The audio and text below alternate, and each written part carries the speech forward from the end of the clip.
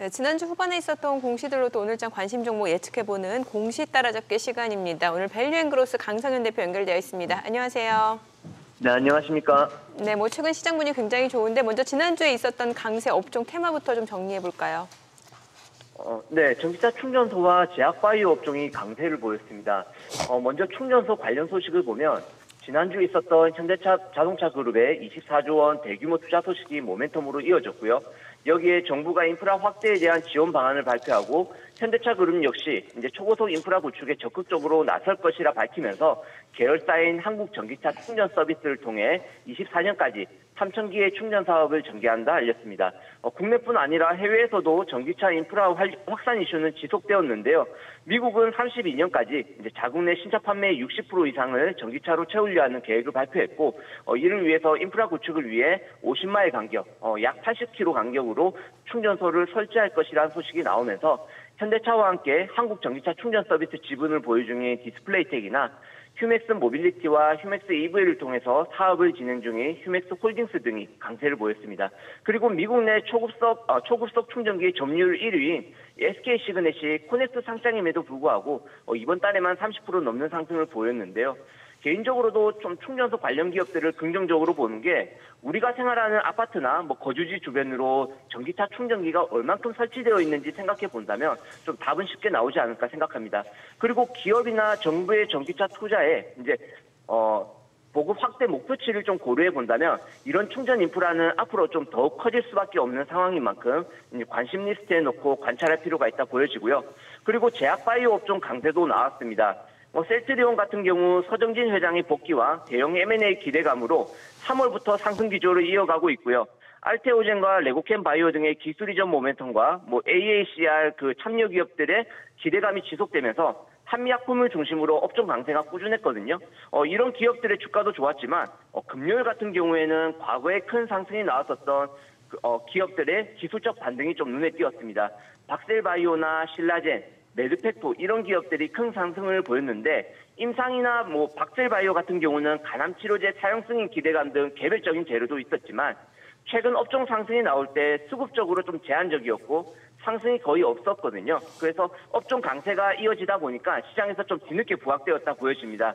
일단 상반기에 제약바이오 이슈는 JP모건 헬스케어 컨퍼런스나 AACR 미국 암연구학회가 매년 주목을 받았는데 이제 이 두 가지는 마무리가 되었거든요. 그러면은 올라간 걸 쫓아가기보다는 이제 다음 일정에 좀 관심을 가져야 할 때라 보이고요. 6월 2일과 6월 5일에 미국 임상종양학회와 국제 바이오 컨퍼런스가 각각 준비되어 있고 7월과 10월에는 치매, 알츠하이머 학회가 준비되어 있으니까 관련 임상을 준비 중인 기업들의 조금씩 관심을 가져보는 것도 중기적인 관점의 투자 전략이 이제 될 수 있다 보여집니다. 네, 요즘은 이렇게 관련 뉴스나 공시 이거 정말 주목해야 될 그런 시장 흐름인데요. 그러면 지난주 마지막 거래일 나왔던 공시들 또 이렇게 정리 한번 해주십시오.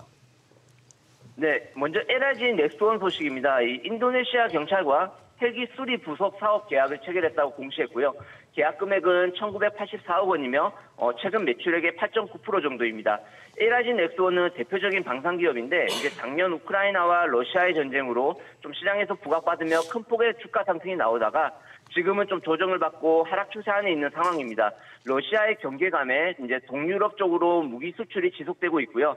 거기에 따라 실적 성장 역시 지속되는 만큼 추세 방향성이 전환되거나 지수가 조정권에 진입한다면은 좀 관심을 가져도 될 것으로 이제 기대합니다. 그리고 다음은 위즈웨이 스튜디오 소식입니다. 앞서 메타버스 관련주로 큰 시세가 나온 기업인데요. 주당 3주 배정에 무상증자를 한다는 소식입니다. 회사는 유통 주식수 증가에 따른 거래 활성화와 주주 가치 제고를 위해 결정했다 알렸고요. 하지만 좀 상장 주식수가 4천만 주가 넘어가는데 주식수가 좀 적은 편은 아니거든요.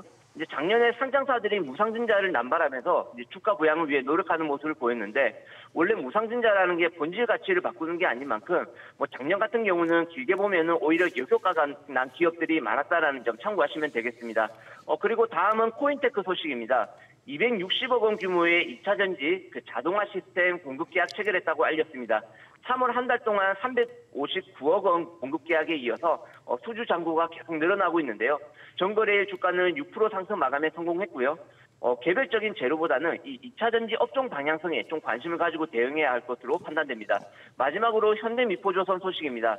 그 아프리카 소재 선사와 2,308억 원 규모의 공급 계약을 체결했고요.